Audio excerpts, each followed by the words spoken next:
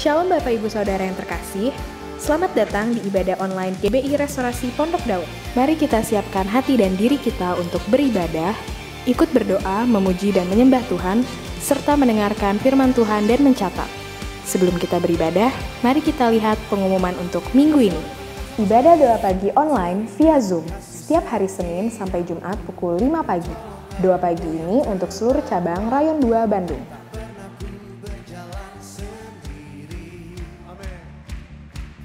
Healing Worship Online setiap hari Rabu pukul 7 malam di YouTube channel GBI Sukawarna.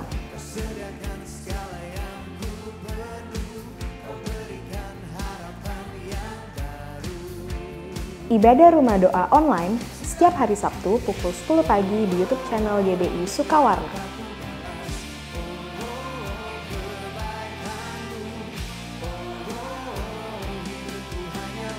Ibadah Online Kids setiap hari Minggu mulai pukul 7 pagi di YouTube channel Kids GBI Sukawarna.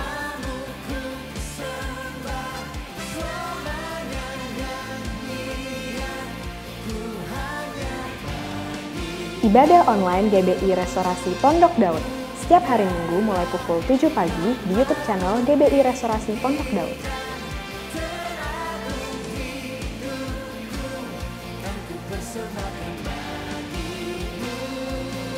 Menara Doa Online via Zoom. Setiap hari Rabu pukul 5:30 sore, Menara Doa ini terbuka untuk seluruh jemaat dan pengerja. Informasi lebih lanjut dapat menghubungi Sekretariat Gereja di nomor berikut ini.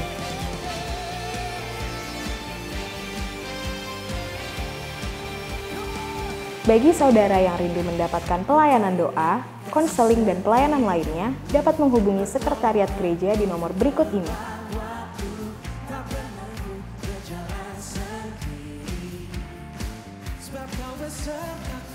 Persembahan persepuluhan dapat ditransfer ke Bank BCA 52301911681 atas nama GBI RPD SE Persepuluhan.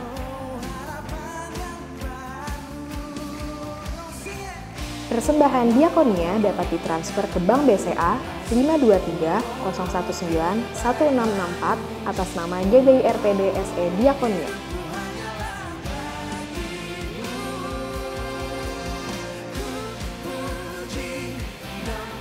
Persembahan pembangunan dapat ditransfer ke Bank BCA 52301911686 atas nama GBI RPD SE Pembangunan.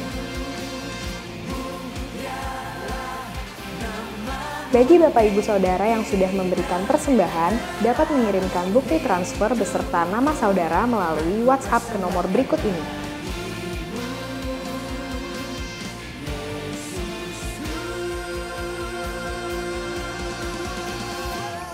Bagi Bapak Ibu Saudara yang ingin mengetahui informasi mengenai kegiatan GBI Restorasi Pondok Daud, dapat mengikuti media sosial GBI Restorasi Pondok Daud berikut ini.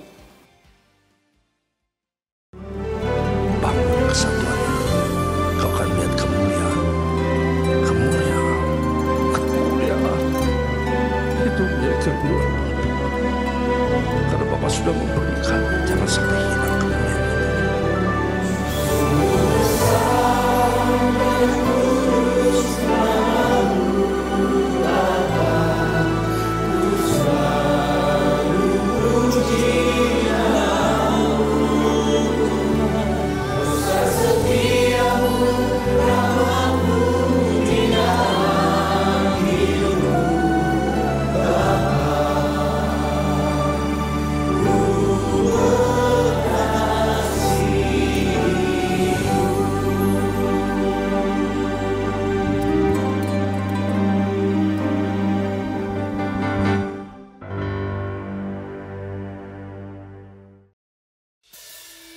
Shalom, sebab Tuhan Yesus Kristus adalah sukacita kita.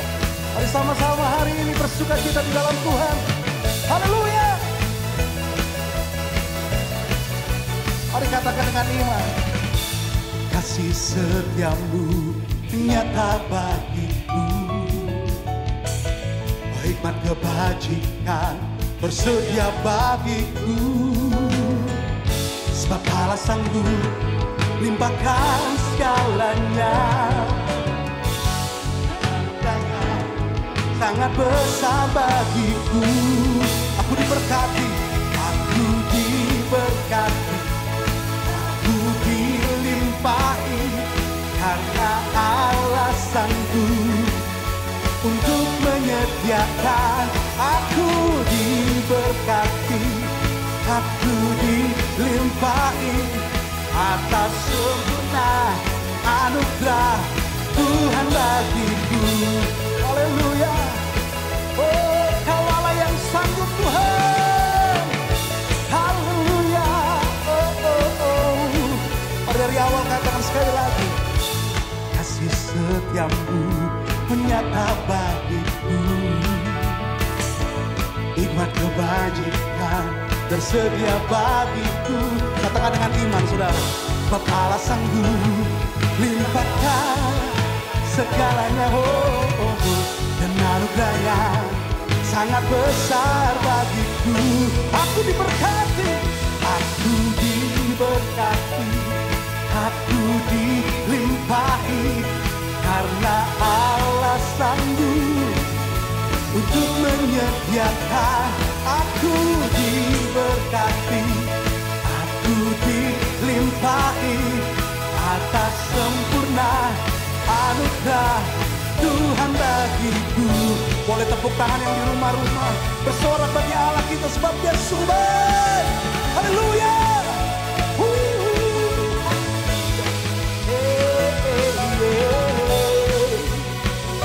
Kami bersyukur Tuhan.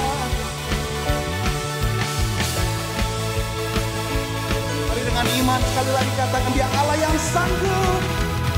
Sebab Allah sanggup limpahkan segalanya, dan anugerahnya sangat besar. Sebab Dia Allah yang sanggup. Sebab Allah sanggup limpahkan segalanya, dan anugerahnya sangat besar bagiku. Boleh bertepuk tangan sama-sama. Aku diberkati, aku dilimpahi, karena Allah sanggup untuk menyediakan. Aku diberkati, aku dilimpahi, karena Allah sanggup untuk menyediakan. Aku diberkati, aku dilimpahi, atas sempurna anugerah Tuhan bagiku. Haleluya. Tepuk tangan bagi Allah kita, come on. Haleluya. Sorak-sorai bagi Allah kita. Haleluya. Haleluya. Haleluya. Yes. Kami bersyukur Tuhan, di tahun integritas kami mau sama seperti Engkau Tuhan. Hari-hari kami, waktu-waktu kami Tuhan. Terima kasih. Kami mau sembah Engkau Yesus. Mari sama-sama buka hatimu di rumah-rumah, di tempat ini. Masyarakat, oh, kami mau menyembah-Mu. Allah yang ajaib, oh, sebab kasih setiamu besar Tuhan bagi hidup kami.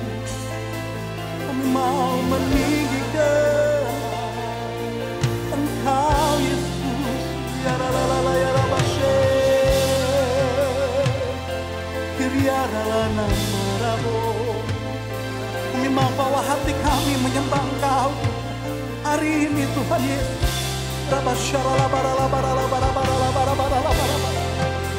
Mari bukakan hati kami. Oh, labashidena ya ramo. Haleluya.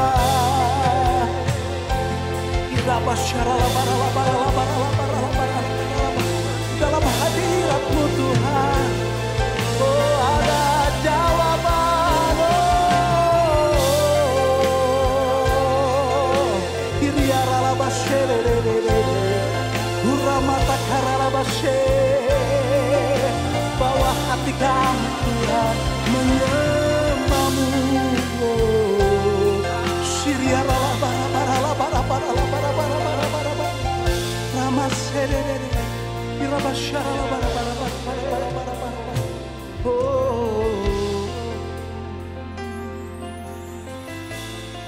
Biar hari-hari ini Tuhan, bagaikan bejana Tuhan, yang siap dibentuk, itulah kami Tuhan Yesus. Terima kasih Bapa. Rabba Shalom. Rama.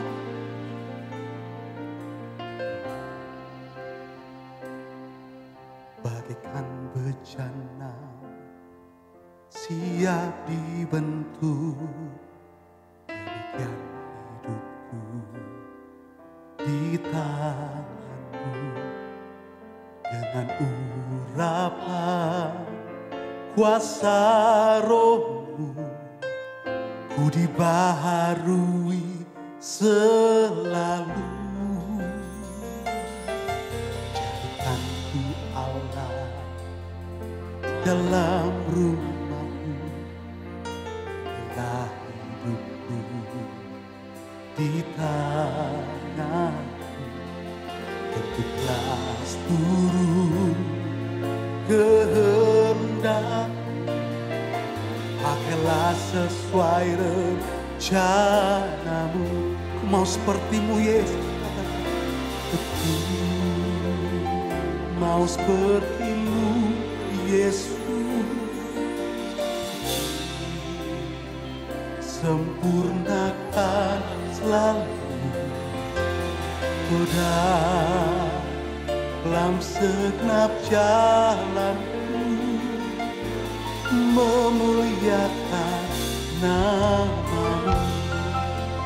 Haleluya, dipuji Engkau Tuhan. Dari awal kata bagaikan bejana siap dibentuk, demikian hidupku di tangan-Mu Tuhan. Dengan urapan kuasa Roh, ku dibaharui selalu. Jadikanku Allah dalam rumah-Mu, bila hidupku di tangan-Mu. Bentuklah seluruh kehendak-Mu, pakailah sesuai rencana. Mari katakan, ku mau seperti-Mu, ku mau seperti-Mu Yesus. Sempurnakan selalu dalam segenap jalanku, memuliakan. Sekali lagi katakan, ku mau seperti-Mu, ku mau seperti-Mu Yesus. Sempurnakan selalu, oh haleluya, dalam segenap jalanku, memuliakan nama. Mari sama-sama sembah Dia. Dan di rumah-rumah, siapkan hatimu untuk sembah Dia. Waktu kita berkata, Tuhan, kami mau sama seperti-Mu, kami mau dibentuk sama seperti-Mu Yesus. Tahun integritas ini Bapa,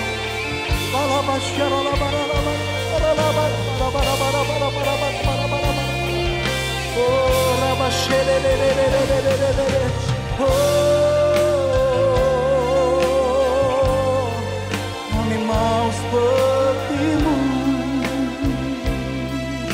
Yesus Tuhan. Yesus, kami perlu.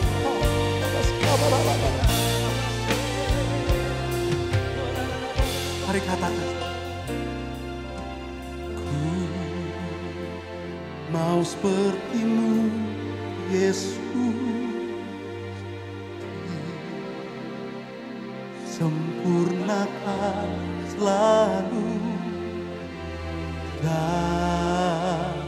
dalam segenap jalanku,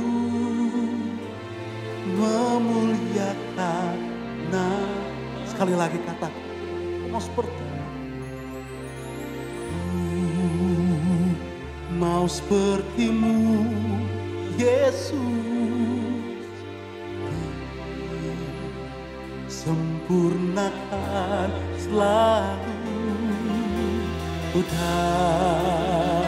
dalam segenap jalanmu, memuliakan nama-Mu. Angkat tanganmu saudara, di rumah-rumah katakan sekali lagi, ku mau sepertimu, Yesus. Ku mau sepertimu, Yesus. Sempurnakan selalu dalam segenap jalanku, memuliakan nama-Ku. Mau sepertimu, Yesus. Mau sepertimu, Yesus yang besar. Haleluya. Kan selalu dalam segenap jalanku, memuliakan nama-Mu. Ku sembah Kau Tuhan. Ku mengangkat tanganku selamanya. Kau ajaib bagiku. Ku sembah Kau Tuhan. Ku sembah Kau Tuhan. Ku mengangkat wajahku selamanya. Kau hebat. Katakan dengan iman, haleluya. Oh, haleluya.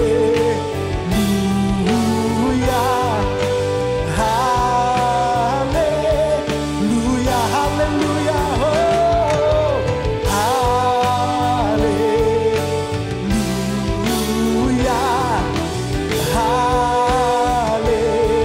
Ku sembah Kau Tuhan. Oh, ku sembah Kau Tuhan. Ku mengangkat tangan kami Tuhan, hanya bagi Allah kami. Kau ajaib bagiku. Ku sembah Kau Tuhan. Ku mengangkat wajahku selamanya. Kau sekali lagi haleluya. Oh haleluya. Haleluya. Oh haleluya. Oh haleluya. Oh haleluya. Sekali lagi haleluya. Oh haleluya. Oh haleluya. Hey, hey. Haleluya. Haleluya. Ku sembah Kau Tuhan. Ku sembah Kau Tuhan.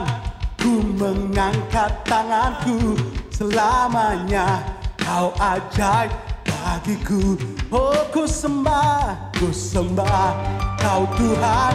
Ku mengangkat, mari katakan selamanya. Kau hebat. Ku sembah, oh ku sembah Kau Tuhan. Ku mengangkat tanganku selamanya. Kau ajaib bagiku. Mari katakan, ku sembah Kau Tuhan. Ku mengangkat wajah kami.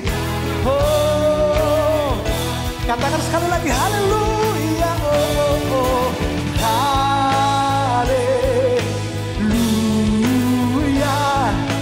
Haleluya. Oh, haleluya. Haleluya. Sekali lagi ku sembah Kau Tuhan. Ku mengangkat tanganku selamanya.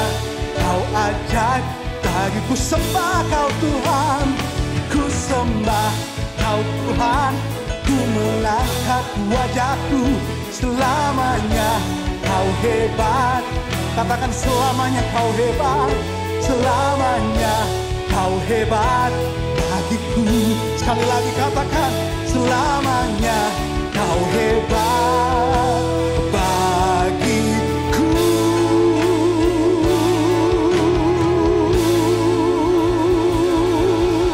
Sorak-sorai bagi anak kita.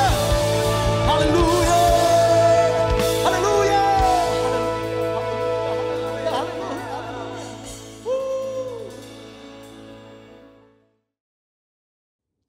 Shalom Bapak Ibu Saudara, kita terus percaya dan perkatakan bahwa tahun 2021 adalah tahun integritas. Apabila kita berbicara tentang integritas, ada satu teladan yang perkataan, hati, dan tindakannya selaras. Pribadi spesial inilah yang menjadi tema Voice of Pentecost hari ini, yaitu Jesus, the Man of Integrity. Bagi orang percaya, membangun integritas sama halnya dengan hidup sama seperti Yesus telah hidup. Mari kita lihat apa saja yang Yesus lakukan. Yang pertama, perkataan dan tindakan Yesus. Sekalipun Yesus sedemikian sempurna, tidak semua orang itu menyukainya.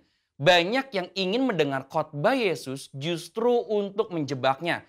Mereka berusaha mencari-cari kesalahan Yesus. Akan tetapi, pada akhirnya, perkataan Yesus tidak pernah dapat dibantah. Mengapa demikian? Karena Yesus selalu mempraktekkan apa yang ia katakan. Yesus tidak hanya jago khotbah, tetapi dia melakukan dan menghidupi firman. Dalam Matius 23 ayat 3, Yesus menyindir ahli-ahli Taurat dengan mengatakan kepada orang banyak, "Sebab itu turutilah dan lakukanlah segala sesuatu yang mereka ajarkan kepadamu. Tetapi janganlah kamu turuti perbuatan-perbuatan mereka, karena mereka mengajarnya tetapi tidak melakukannya." Yang kedua, sumber perkataan dan tindakan Yesus. Dalam Yohanes 12 ayat 49, Yesus mengatakan demikian, "Sebab aku berkata-kata bukan dari diriku sendiri, tetapi Bapa yang mengutus aku. Dialah yang memerintahkan aku untuk mengatakan apa yang harus aku katakan dan aku sampaikan." Selama hidupnya di bumi, Yesus tidak pernah mengatakan sesuatu dari dirinya sendiri. Ia sungguh-sungguh memastikan bahwa semua perkataan dan tindakannya itu bersumber dari Bapa. Dia tidak mengatakan sesuatu untuk kepentingannya pribadi, tetapi untuk kerajaan Allah. Yesus juga selalu memastikan bahwa semua yang dia lakukan sesuai dengan kehendak Bapa.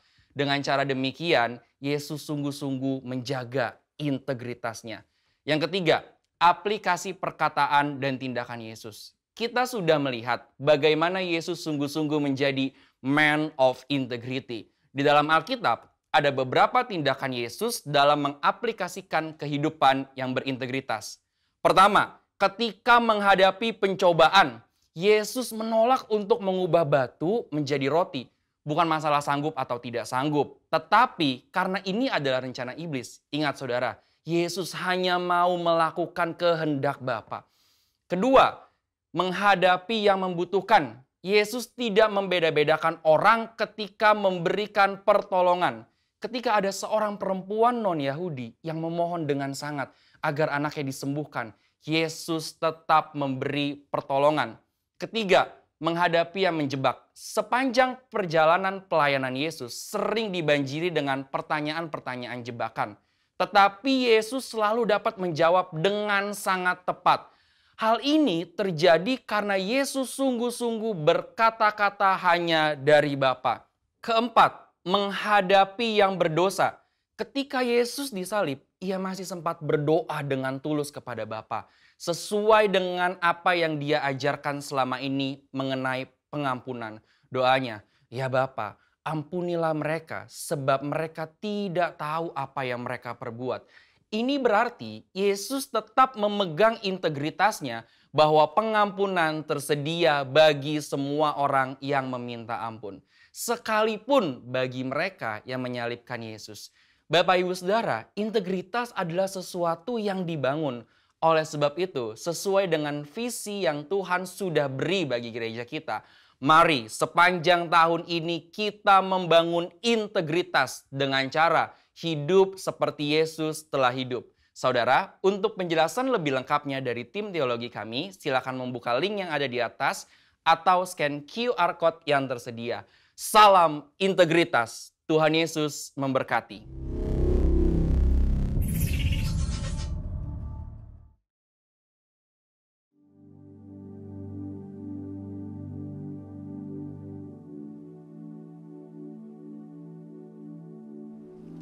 Mari kita berdoa sebelum firman Tuhan. Bapa, terima kasih buat kesempatan kami ada di dalam hadirat-Mu. Kami memuji, menyembah, dan Kau hadir di tengah-tengah kami. Dan kami percaya kehadiran-Mu di tengah kami tidak pernah sia-sia. Mujizat terjadi, kesembuhan terjadi, pemulihan terjadi. Bahkan hati yang keras Engkau buat lembut untuk kami menjadi semakin hari semakin serupa dengan Engkau Tuhan Yesus. Dan makin berkenan di hati-Mu Bapa. Singkapkan semua selubung yang menutupi mata dan telinga rohani kami, agar kami bisa mendengar pesan firman Tuhan dengan baik. Roh Kudus, urapi kami semua, urapi juga hamba-Mu Tuhan. Dalam nama Tuhan Yesus kami berdoa. Haleluya. Amin.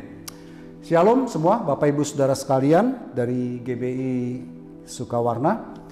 Hari ini saya ingin berbicara tentang satu tema, The Storm of Life atau badai kehidupan. Saya ambil dari Kisah Para Rasul ya, ayat 27 mulai dari ayat keempat. Di bawah perikop berjudul Paulus berlayar ke Roma. Oleh karena angin sakal, kami berlayar dari situ menyusuri pantai Siprus, dan setelah mengarungi laut di depan Kilikia dan Pamfilia, sampailah kami di Mira di daerah Likia. Di situ perwira kami menemukan sebuah kapal dari Alexandria yang hendak berlayar ke Italia. Ia memindahkan kami ke kapal itu. Selama beberapa hari berlayar, kami hampir-hampir tidak maju dan dengan susah payah kami mendekati Knidus.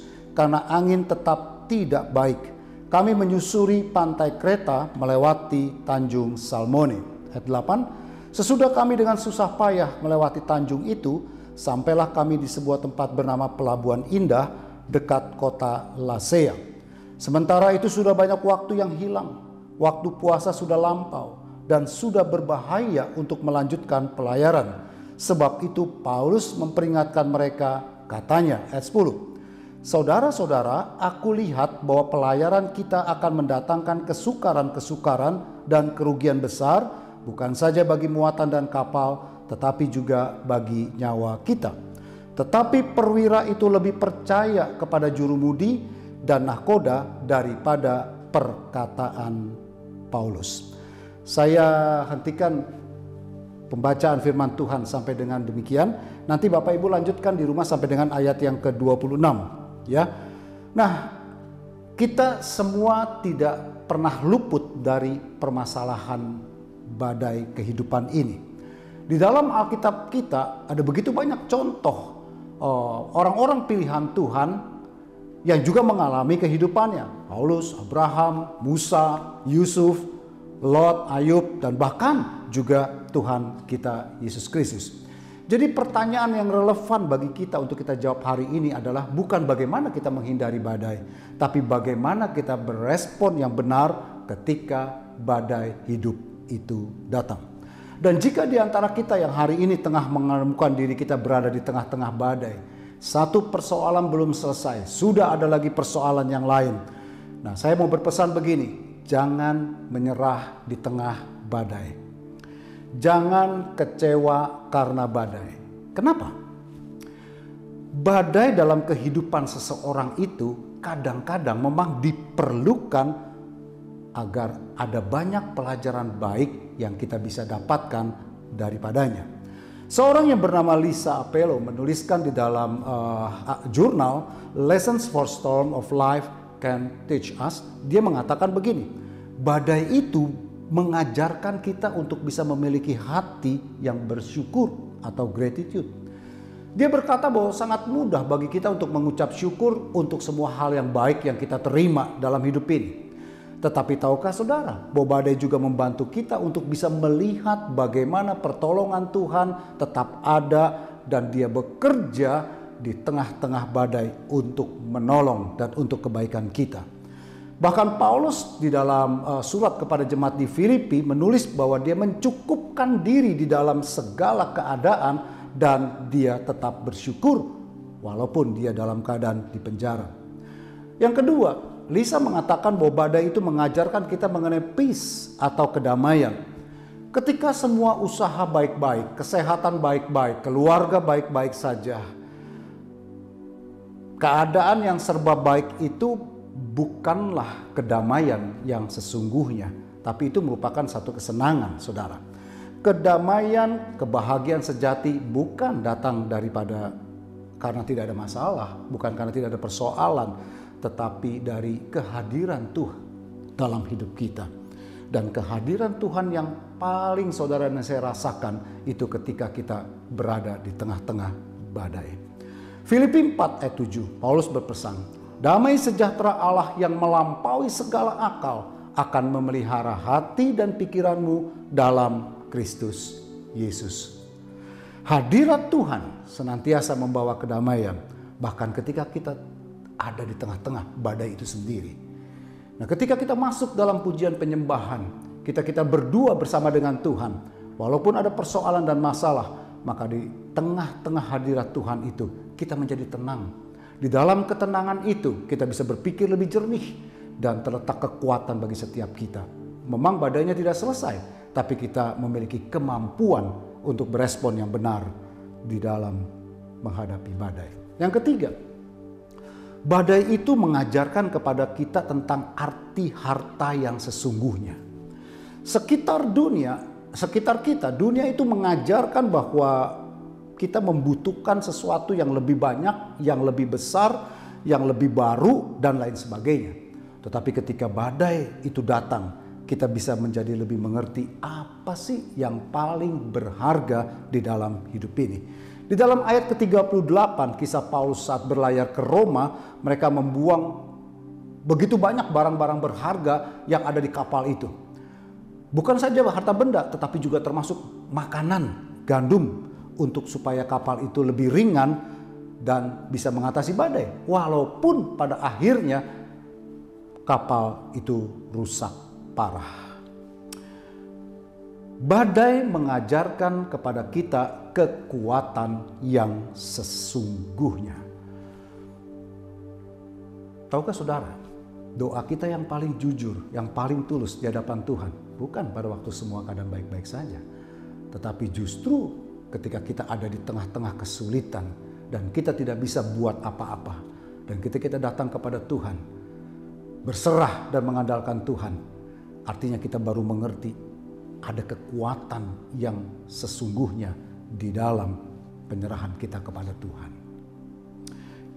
Badai juga mengajarkan apa sih rumah kita yang sesungguhnya itu. Pencobaan dan ujian itu selalu mengingatkan kepada kita bahwa dunia ini bukan rumah kita yang sesungguhnya. Kita berada di dunia ini sementara. Segala sesuatu apapun yang saudara dan saya miliki satu kali akan kita tinggalkan dan itu bersifat cuma sementara saja. Mari yuk kita fokusnya pindah dari membangun kerajaan di bumi ini menjadi membangun dan melakukan pekerjaan-pekerjaan di kerajaan Allah. Itu sebabnya badai yang berikutnya juga mengajarkan kita tentang arti kesetiaan. Sebab mudah bagi saudara dan saya untuk setia dalam pelayanan, terhadap pemimpin, terhadap keluarga dan lain sebagainya. Ketika janji-janji Tuhan itu terjadi dalam hidup kita, kadang kita sangat baik-baik saja. Tetapi badai membuktikan sebaliknya. Kita akan tetap melihat kesetiaan dan pertolongan Tuhan dalam hidup kita itu semakin nyata waktu kita ada di tengah-tengah badai. Pertanyaannya adalah bagaimana dengan iman kita terhadap Tuhan? Jadi apa sih yang kita bisa pelajari dari kisah Paulus? Bagaimana kita bisa menghadapi badai dan mengelola badai kehidupan ini? Yang pertama, cobalah untuk menghindari badai. Ya, betul. Yang pertama, cobalah untuk menghindari badai. Ada banyak badai atau persoalan di dalam kehidupan kita ini yang sebetulnya kita bisa hindari kok. Kita harus berusaha untuk menghindari badai semampu kita. Paulus sudah mengingatkan kepada orang-orang di kapal itu dalam ayat ke-10, dia berkata, "Aku lihat bahwa pelayaran kita akan mendatangkan kesukaran-kesukaran dan kerugian besar, bukan saja bagi muatan dan kapal, tetapi juga bagi nyawa kita." Tetapi kondisi waktu itu sedang musim dingin dan mereka tidak nyaman kalau harus melewatkan musim dingin itu di pelabuhan yang tidak mereka kenal. Dan mereka berusaha untuk berlayar dengan harapan akan mencapai kota yang namanya Phoenix dan tinggal di sana. Sehingga suara Paulus tidak didengarkan. Tapi justru akhirnya kita mengerti mereka justru berada di tengah-tengah badai. Seringkali kita berada di tengah badai karena kita tidak mau mendengarkan. Saudara, perhatikan. Kepada 7 jemaat di dalam kitab Wahyu pasal 2 dan ayat 4. Tuhan Yesus bercerita. Memang 7 jemaat itu mempunyai badai ataupun persoalan yang berbeda-beda. Ada yang persoalan mengalami persekusi, penganiayaan, persoalan di dalam keuangan, kemiskinan, persoalan menghadapi ajaran-ajaran sesat, persoalan terhadap nabi-nabi palsu, dan lain sebagainya, dan lain sebagainya. Tetapi itu bukan esensi daripada pesan Tuhan kepada 7 jemaat itu. Di dalam pesan Tuhan itu, di awal dan di akhir, saudara akan memperhatikan kata-kata seperti ini. Barang siapa bertelinga, hendaklah ia mendengarkan. Artinya apa? Kesulitan, penganiayaan, nabi-nabi palsu, ajaran-ajaran yang sesat, itu cuma trigger dari suatu esensi yang sejujurnya yang Tuhan hendak mau sampaikan kepada jemaat itu. Apa itu? Kamu tidak banyak mendengarkan. Itu maksudnya. Itu sebabnya kita baru paham dan mengerti ketika gembala sidang kita, Pak Niko, mendapatkan pesan dari Tuhan tuh. Yesaya 26 ayat 20-21. Bahwa kita harus bersembunyi sesaat lamanya sampai murka Tuhan ini lalu. Ngapain kita bersembunyi? Agar kita bisa lebih fokus bukan terhadap persoalan penyakit, resesi ekonomi, resesi kesehatan, resesi keluarga dan lain sebagainya. Tetapi fokus kepada apa yang Tuhan mau sampaikan kepada setiap kita. Kita dilatih sebetulnya untuk mendengarkan dengan telinga rohani kita perkataan-perkataan Tuhan. Baik lewat firman Tuhan, baik juga secara langsung Tuhan berbicara di dalam doa pribadi kita. Dan lain sebagainya. Tahukah saudara, lebih daripada kita ingin, Tuhan ingin berbicara kepada setiap anak-anaknya. Di dalam mendengarkan suara Tuhan, kita memperoleh hikmat. Di dalam hikmat mempengaruhi pikiran dan akhirnya perkataan dan perbuatan kita. Sehingga kita tahu mana yang benar, mana yang tidak. Mana yang harus kita lakukan dan mana yang tidak perlu kita lakukan. Sama pada akhirnya seperti perwira itu lebih percaya kepada orang banyak dibandingkan kepada Paulus. Sehingga akhirnya mereka memutuskan setuju untuk pergi berlayar terus. Perhatikan ya saudara, kita belajar dari kisah ini. Terkadang suara mayoritas itu bisa salah. Tetapi suara Tuhan tidak pernah salah kepada setiap kita. Jadi hati-hati dengan siapa kita mendengarkan, meminta pendapat. Tetapi fokuslah terlebih dahulu secara pribadi untuk mendengarkan suara Tuhan. Yang kedua, pelajari badai yang kita hadapi. Pelajari persoalan dan masalah kesulitan yang kita hadapi. Ayat 15 berkata demikian. Kapal itu dilanda angin badai timur laut dan tidak tahan menghadapinya. Karena itu kami menyerah saja dan membiarkan kapal kami terombang-ambing. Berusaha untuk tetap tenang, perhatikan situasi di saat kita berada di tengah-tengah badai, dan pertimbangkan apa yang bisa kita lakukan dan apa yang tidak bisa kita lakukan. Contoh, negara kita, Indonesia, bahkan di banyak negara lain, tengah mengalami merebaknya pandemi COVID-19 ini. Jauh lebih banyak, lebih hebat, lebih cepat dari waktu-waktu yang lalu. Nah, di dalam keadaan yang seperti ini, saudara, kita harus pelajari tindakan apa yang saudara dan saya harus lakukan. Kita melihat data-data, fakta-fakta, rumah sakit penuh dan begitu banyak kenalan, bahkan saudara-saudari, bahkan kita sendiri mungkin yang terpapar penyakit ini. Ada yang OTG, tetapi ada juga yang parah. Nah, di sini kita harus belajar untuk melihat dan memperhatikan langkah apa yang harus kita ambil dalam hidup ini. Mungkin kita harus banyak diam.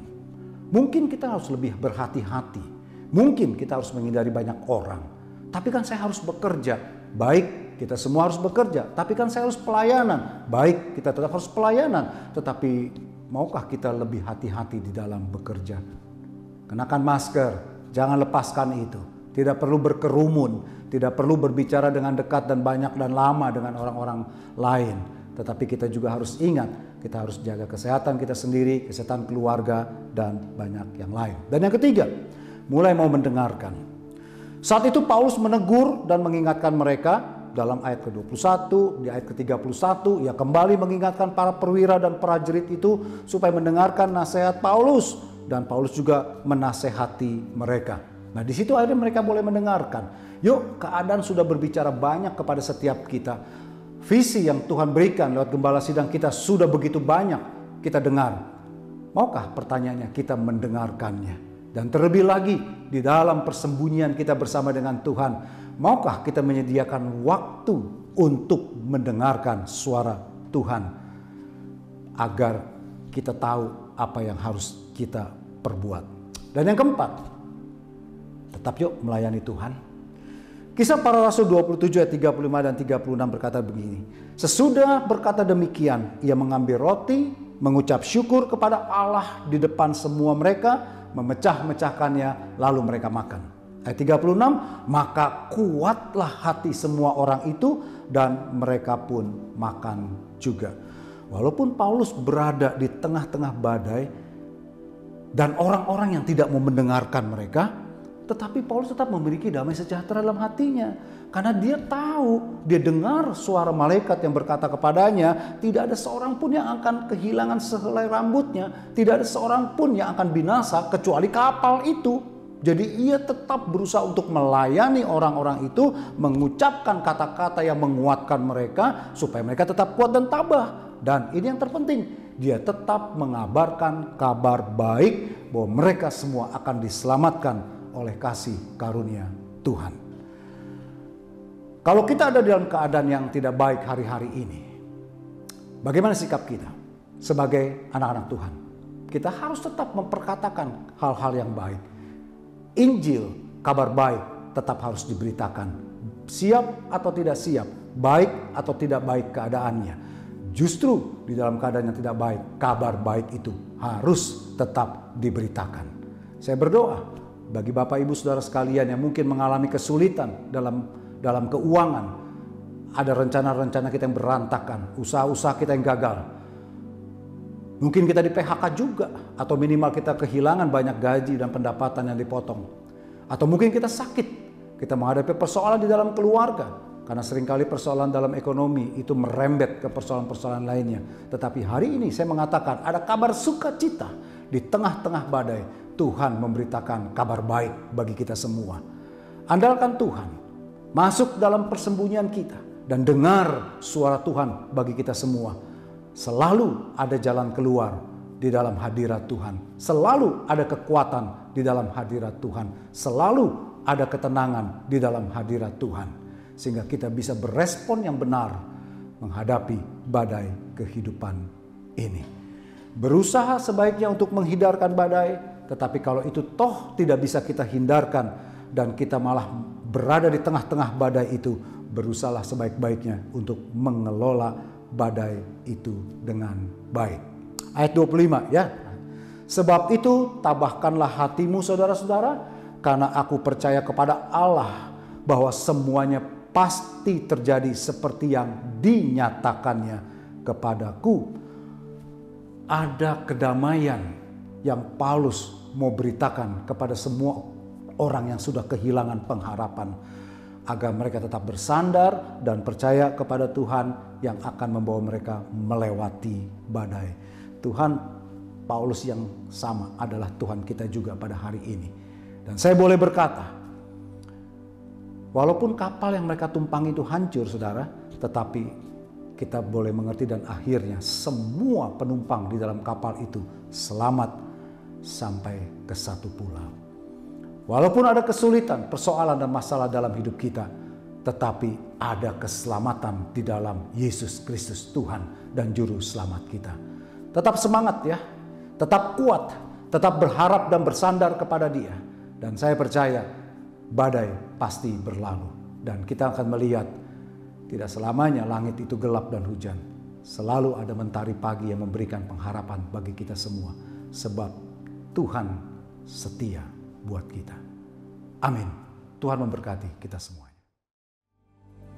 Angkat tangan saudara, terimalah berkat Tuhan. Kasih karunia yang berlimpah-limpah daripada Allah Bapa dalam anak yang tunggal Yesus Kristus. Persekutuan yang manis dengan Roh Kudus menyertai saudara sekalian mulai hari ini sampai Tuhan sudah datang menjemput kita di awan-awan dan bahkan sampai selama-lamanya. Yang percaya bersama-sama katakan amin. Demikian ibadah online minggu ini. Selamat hari Minggu, Tuhan Yesus memberkati. Salam RPD.